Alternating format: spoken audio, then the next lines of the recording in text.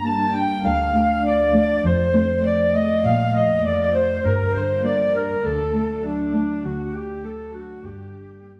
history buffs and welcome back to the channel. On this day in history, the 13th of September in either 1520 or 1521, William Cecil, who would become one of the most influential statesmen in English history, was born.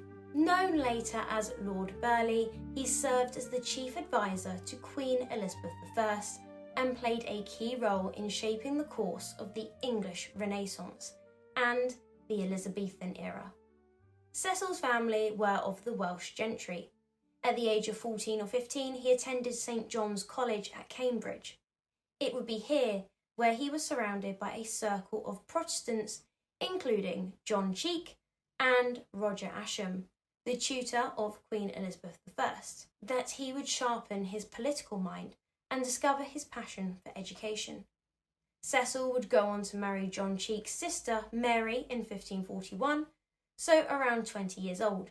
The marriage produced a son, but it was short-lived, as Mary died 3 years later in 1544. A year later, Cecil would remarry to Mildred Cooke in that December. Mildred had good political connections that were very beneficial to Cecil, and she was equally quite brainy. Unlike me when I wrote this script, as I couldn't think of a better word to describe that.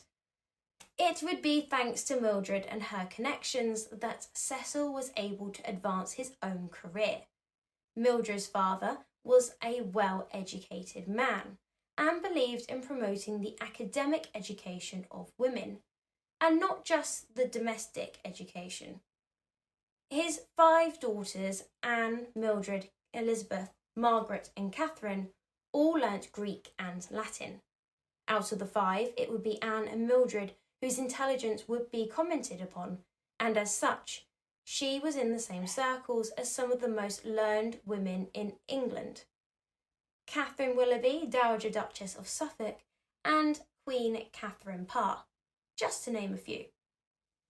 Through Mildred's connections to the Queen, Cecil was brought to court and entered the service of Edward Seymour, Duke of Somerset. By the time the Duke of Somerset fell from grace in 1549, and eventually executed, Cecil had managed to embed himself within the court that he was able to avoid going down with Somerset, and then entered the service of John Dudley, Duke of Northumberland, who essentially replaced Edward Seymour.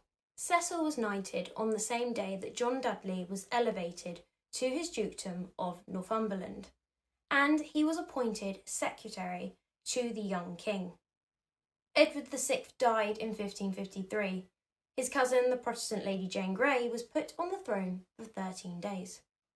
Because that's how maths and monarchy ascension works. As a result, Northumberland was executed by the new Catholic Queen, Queen Mary I, for trying to put his daughter-in-law on the throne instead of Mary, and Cecil, who was openly Protestant, was in danger for his religion and for his role in the Jane usurpation. Lucky for Cecil, his wife Mildred came to the rescue.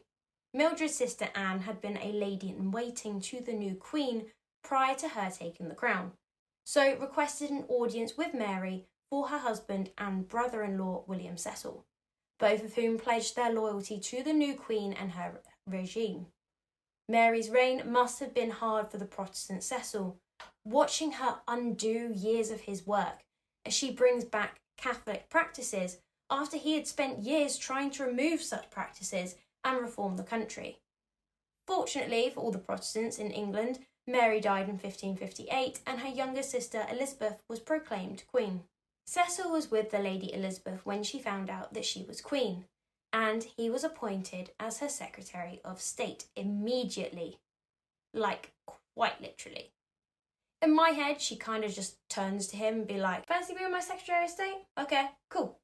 Jokes aside, Elizabeth clearly trusted Cecil and was someone she felt she could rely on, which is evident looking at the rest of his career and her reign. He would later be made Lord Treasurer, and he would be at the heart of Elizabeth's government until his death in 1598. He counselled her and advised her. It is thought that Cecil attended 97% of the Privy Council meetings during the first decade of Elizabeth's reign, and that that number dropped to 80% during the 1570s. But that was down to health troubles, not exclusion. And to the end of his life, as his attendance dropped, he would have still kept his ear to the ground through his son Robert, who would go on to take over many of his father's roles. Cecil appeared to support the idea of Elizabeth marrying one of her suitors, though he never considered Robert Dudley as a suitable match. When Elizabeth remained unmarried, Cecil devised plans for a provisional government to take over in the event of her death without a Protestant heir, actively preparing for any possible outcome. He also collaborated closely with Elizabeth's principal secretary, Francis Walsingham, to monitor international affairs. Together, they maintained an information network to manage the threat of foreign interference in England, particularly concerning Mary Queen of Scots, who Cecil viewed as the greatest danger to his religion, country and queen. William Cecil, Lord Burghley, died on the 4th of August 1598. I hope you enjoyed this video. If you did, then make sure to leave a like and subscribe to the channel if you haven't already. Make sure that notification bell is on so you never miss a video, and as always, have a wonderful day.